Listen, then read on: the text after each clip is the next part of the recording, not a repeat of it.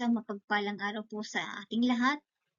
This is Eureka's YouTube channel and medyo nalitay ng konti. Pero anyway, gusto ko pa rin i-share sa inyo itong bagong memorandum na inilabas ng BIR na nagbibigay ng extension sa pagpa-file ng mga BIR payments and forms sa mga selected areas lang na naapektuhan ng, sad to say, ng lindol dito sa Cebu province.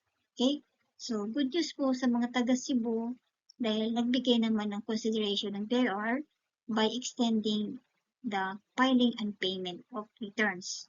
So, ito po ay makikita sa RMC 88-2025 at ito po ang extension na ito ay until October 31, 2025 at ito naman po yung mga RDO o mga areas na kung saan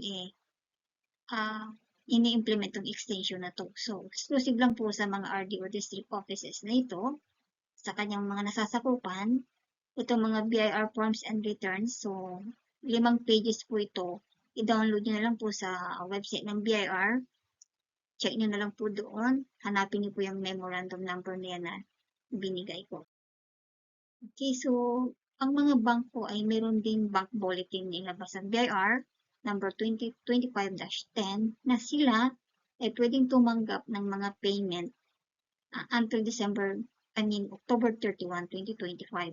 So, lahat ng may deadline ng October ay in-extend until October 31. So, hindi mag-i-impose ang BIR ng penalties sa mga hindi umabot dun sa original na deadline kasi in-extend nga po ito hanggang October 31. Okay, so makikita mismo sa website itong announcement na ito, itong anunsyo na ito na nandiyan po yung mga RDO na nasasakupan or covered ng extension na ito.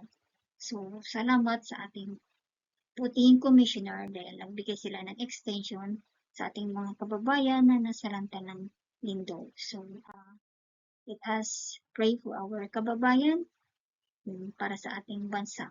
So, sharing this verse to you para po tayo ay maging makinig sa Panginoon salita. Okay? So, until next vlog,